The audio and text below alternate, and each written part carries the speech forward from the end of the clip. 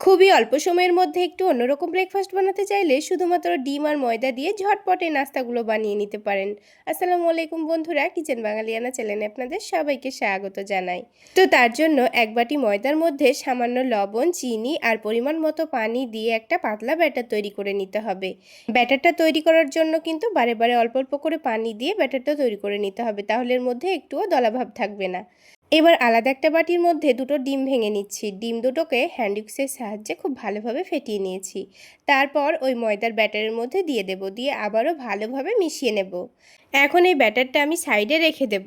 তারপর আলাদা একটা বাটির মধ্যে নিয়ে নেব অল্প একটু শসা কুচি, তারপরে দিয়ে দেব পেঁয়াজ কুচি, ঝালের জন্য কাঁচামরিচ কুচি আর স্বাদ মতো লবণ। তার সাথে টেস্টটা একটু বাড়িয়ে নেওয়ার জন্য দিয়ে দিয়েছি চাট মশলা। সব কিছু ভালোভাবে মিশিয়ে সাইডে রেখে দিয়েছি। এখন নাস্তাগুলো তৈরি করে নেওয়ার জন্য প্যানের মধ্যে অল্প একটু তেল দিয়ে দিয়েছি। তেলটা প্যানের চারিদিকে ভালোভাবে ছড়িয়ে দিয়েছি। তারপর গ্যাসের ফ্লেমটা মিডিয়াম টু লোতে রেখে 2 চামচ ব্যাটার দিয়ে খুব ভালোভাবে রুটির মতো করে গোল করে নিয়েছি। এবার যখন ওপরের দিকটা হালকা হয়ে আসবে তখন এই রুটিটাকে উল্টে দেব। এবার আবারও কয়েক ফোঁটা তেল দিয়ে দেব, তাহলে নিচের দিকটা খুব সুন্দর ভাজা হয়ে যাবে।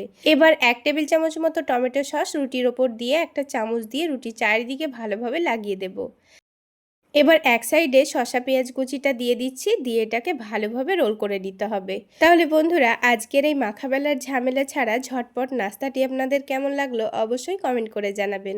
আর ভালো লাগলে একটা লাইক শেয়ার করে দেবেন। আর আমার এই সহজ রেসিপিগুলো ইউটিউব চ্যানেল থেকে দেখে থাকলে চ্যানেলটি সাবস্ক্রাইব করে দেবেন। আর ফেসবুক পেজ থেকে দেখে থাকলে পেজটি ফলো করে দেবেন। তো বন্ধুরা, ঠিক একইভাবে আমি আপনাদের আরও একটি নাস্তা তৈরি করে দেখিয়ে দিচ্ছি। ঠিক এইভাবেই আমি সবগুলো নাস্তা তৈরি করে নিয়েছি। তাহলে বন্ধুরা, আজকে এই পর্যন্তই। সকলে অনেক বেশি ভালো থাকবেন, সুস্থ থাকবেন। দেখা হচ্ছে আবার একটি নতুন রেসিপি নিয়ে নেক্সট এপিসোডে।